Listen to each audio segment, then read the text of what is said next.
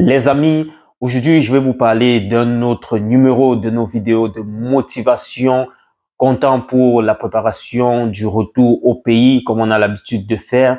Je vais particulièrement m'orienter ou me focaliser sur un monsieur, un acteur que beaucoup d'entre vous devraient sans doute reconnaître dans le domaine du cinéma africain qui a marqué son passage dans ce domaine-là. Il s'agit du Ghanéen John Dumelo. Ce monsieur a décidé de se tourner vers l'élevage et l'agriculture, question d'apporter sa part de pierre à l'édifice et au développement de l'Afrique. Vous savez, nous avons besoin de ça en Afrique, nous avons besoin de régler le problème de famine. Je pense que si quelqu'un emprunte ce chemin-là, c'est tout simplement à encourager. Comme je vous ai dit dans la vidéo précédente concernant Charlotte Dupanda, ce sont des modèles à encourager, ce sont des modèles à suivre.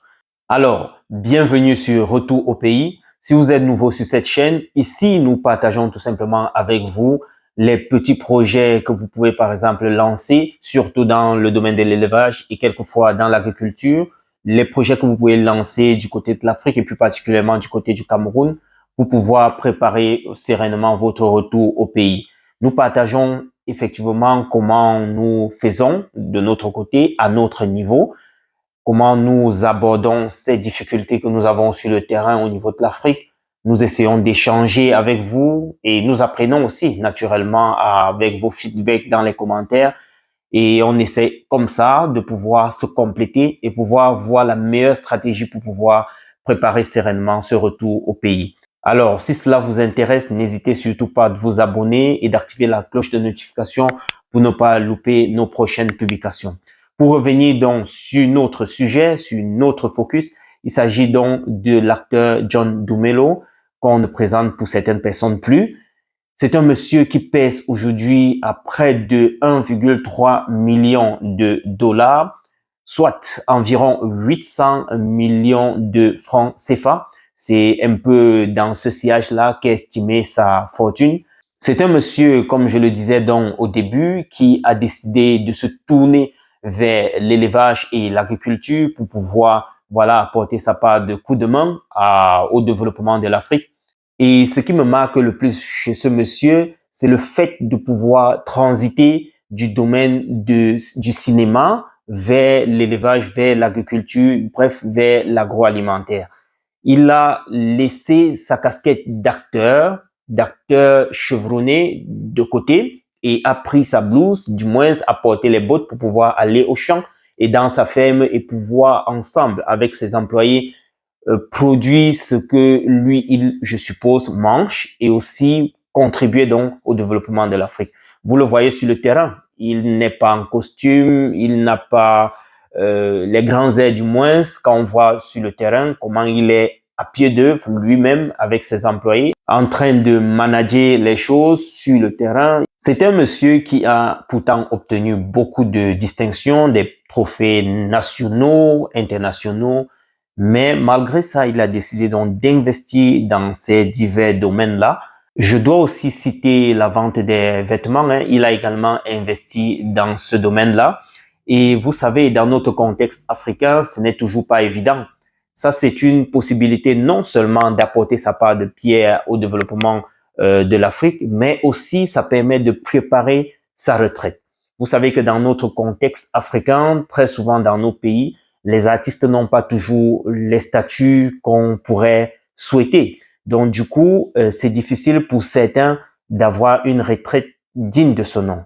Alors, que de faire tout simplement dans le bling-bling, de jouer dans le domaine de la jet set, faire de la fête tout le temps, autant mieux investir dans les domaines ou bien des projets durables et rentables.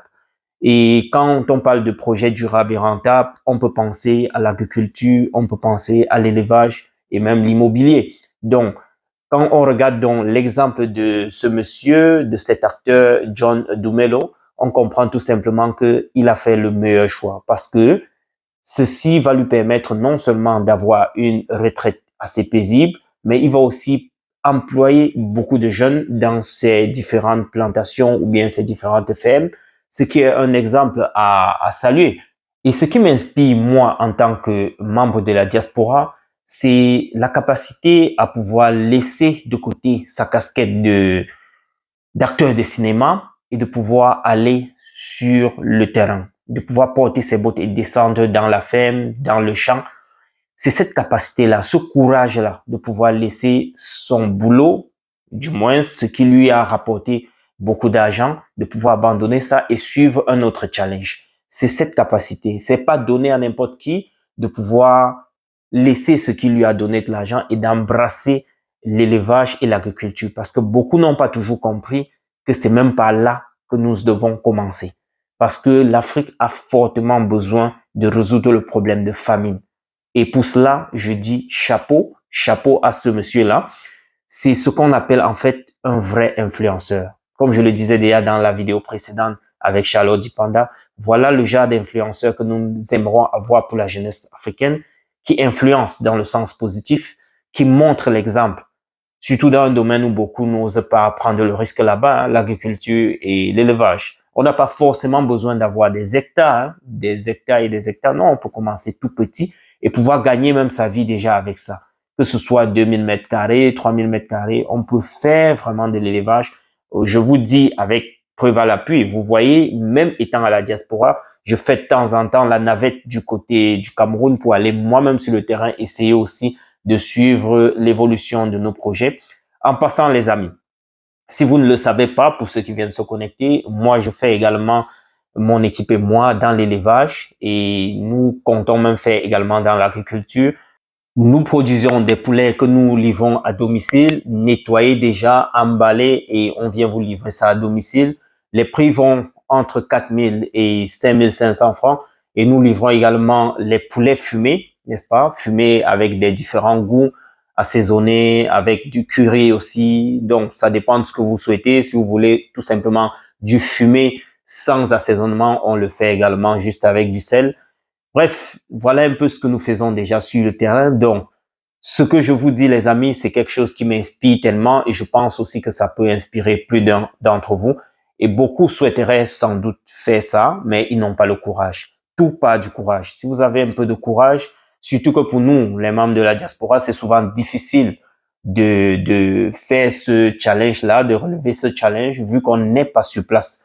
Mais il y a aussi la possibilité de lancer ce genre de business, autant pour moi, de petits business à petite échelle et de pouvoir permettre à des accompagnateurs de créer une équipe de suivi sur le terrain et ça nous permet de suivre ça même étant en Europe, même étant en Occident. C'est ce que nous faisons. Donc, nous, on n'est pas sur place chaque fois. Actuellement où je vous parle, je ne suis pas au Cameroun, mais j'y suis régulièrement pour regarder un peu nos projets.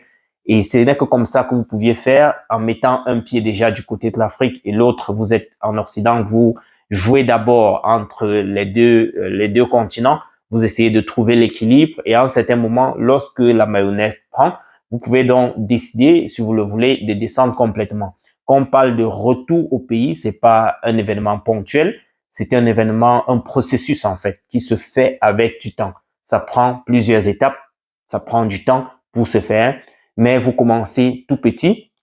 Comme je le disais, il y a des accompagnateurs, il y a des spécialistes, des techniciens qui pourraient vous accompagner. Si vous avez besoin de ça, vous pouvez me contacter en cliquant tout simplement sur le lien dans la barre de description, le lien WhatsApp qui va vous diriger vers le groupe et vous me posez vos questions. Je peux vous mettre en contact avec des techniciens avec lesquels nous aussi on travaille, qui vont vous donner des conseils pratiques sur le terrain, vous accompagner et vous permettre aussi de mettre votre projet sur pied, que ce soit à Douala ou bien à Yaoundé. Bref, un peu de partout au Cameroun, ils sont prêts à descendre sur le terrain avec vous. Et concernant notre façon de faire, nos expériences sur le terrain, si vous avez aussi besoin des conseils dans ce sens-là, nous pouvons également vous accompagner dans ce sens pour que vous compreniez que même étant en diaspora, vous pouvez suivre votre projet à distance. Il y a des techniques, il y a des possibilités de le faire. C'est pas difficile, ce n'est non plus facile, mais il suffit tout simplement de commencer. Vous allez résoudre difficulté après difficulté et pouvoir vous imposer. Au risque donc, les amis, si vous restez tout simplement à la diaspora, d'être un jour étranger sur nos propres terres. Si vous ne l'avez pas encore fait, les amis, abonnez-vous, activez la cloche de notification et surtout, likez et partagez massivement pour que un grand nombre soit informé. Restez scotchés et je vous reviens dans un autre numéro. Comme d'habitude, on est ensemble. L'Afrique a besoin de nous.